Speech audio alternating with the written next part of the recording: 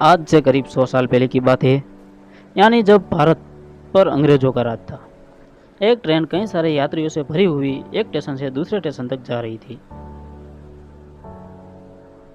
और उसी ट्रेन के एक डिब्बे में एक भारतीय मुसाफिर बैठा हुआ था और उसी डिब्बे में कुछ और अंग्रेज भी बैठे हुए थे।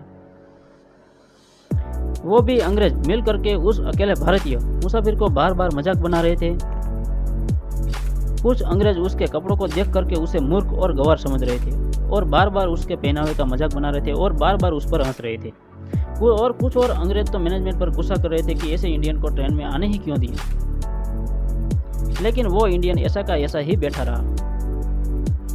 उस पर किसी एक बात का भी कोई भी असर नहीं हो रहा था। उसने धोती कुर्ता और ब्लैक कोट पहन रखा था और सिर पर पगड़ी पहन रखी थी। वो शांत बैठा हुआ था और सीरियस होकर किसी चीज पर फोकस कर रहा था। ट्रेन अपनी पूरी रफ्तार से चल रही थी और वो अंग्रेज मिल करके उस एक अकेले भारतीय को बार बार मजाक बनाते रहे।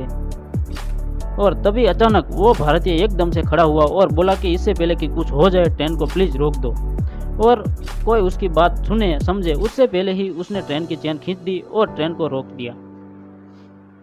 और उस इंडियन की इस हरकत की वजह से वो अंग्रेज उस पर और ज़्यादा गुस्सा होने लगे। वो सब मिल करके उसे गाली देने लगे, तुम पागल तो नहीं हो गए गवार इंडियन। लेकिन उस इंडियन पर किसी बात का कोई असर नहीं हो रहा था। वो सीरियस पोस्टर में खड़े रहे और किसी बात का उन पर कोई भी असर नहीं हो रहा था। और तभी ट्रेन का गार्ड वहाँ आता है और गुस्से में कहता है, पूछता है कि चैन किसने खींची। उससे पहले कि वो अंग्रेज कुछ बोले उस इंडियन मैन ने खुद एक्सेप्ट कर लिया कि चैन मैंने खींची है और मैंने ही ट्रेन को रोका है। और तभी उस ट्रेन के गार्ड ने गुस्सा में कहा कि तुम पागल तो नहीं हो गए हो, क्या पहली बार किसी ट्रेन में सफ़र कर रहे हो, क्या तुम्हें पता है कि बिना किसी वजह से ट्रेन को रोकना क्राइम। फिर भी वो इंडियन शांत स्वभाव में खड़ा रहा कि मुझे पता है कि ट्रेन रोकना एक जुल्म है, लेकिन अगर मैं ये ट्रेन नहीं रोकता तो हजारों लोग इस ट्रेन में बैठे बैठे अपनी जान खो देते। और उस इंडियन की ये बात सुन करके सभी अंग्रेज हंसने लगे।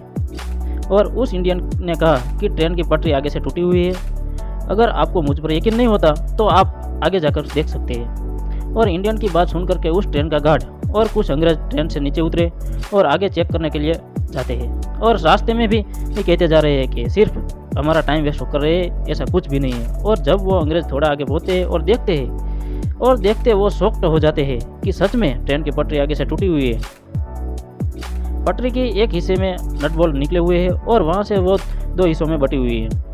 वो सभी अंग्रेज उसे गालियाँ दे रहे थे और ट्रेन का गार्ड सभी वहाँ पर ट्रेन में फिर वापस आए और उस इंडियन को क्यूरियोसिटी के साथ देखने लगे। और ट्रेन के गार्ड ने पूछा कि तुम्हें कैसे पता चला कि ट्रेन की पटरी आगे से टूटी हुई है। और तभी उस इंडियन ने रिप्लाई दिया कि सब लोग अपने काम में बिजी थे, मेरा पूरा फोकस ट्रेन की स्पीड पर था। कुछ वक्त तो ट्रेन की अपनी नॉर्मल स्पीड से चल रही थी, लेकिन तभी अचानक ट्रक के वाइब्रेशन की वजह से ट्रेन की स्पीड थोड़ी चेंज होने लगी। और ये सिर्फ तभी होता है जब पटरी थोड़ी दूर तक टूटी हुई होती है। और यह सुनकर वो ट्रेन का गार्ड और सभी अंग्रेज दंग रह गए। और तभी उस ट्रेन के गार्ड ने पूछा कि आपको तकनीकी का बहुत गहराई से ज्ञान, आप कोई आम इंसान हो ही नहीं सकते, कृपा करके अपना परिचय दे। और तभी उस इंडियन ने कहा कि मैं एक भारतीय इंजीनियरिंग डॉक्टर मोक्षगुंडम विश्वेश्वराय हूँ। और उनका नाम सुनकर के वहाँ कई सारे यात्री और कई सारे अंग्रेज सुनकर दंग रह गए, क्योंकि उस वक्त उनका नाम काफ़ी प्रचलित था।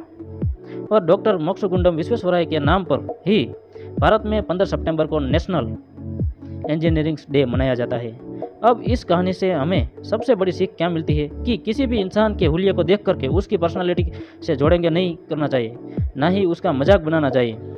अगर आपको नहीं पता है कि अंदर से वो कितना ज्ञानी है और अगर आप फिर भी उसका मजाक बनाते हो, यानी आप उसके अंदर छिपे हुए ज्ञान का मजाक बना रहे हैं। और अगर आप जाने या अनजाने में भी उसका मजाक बना रहे हो तो दुनिया का सबसे बड़ा मूर्ख अगर कोई इंसान है तो वो आप हो।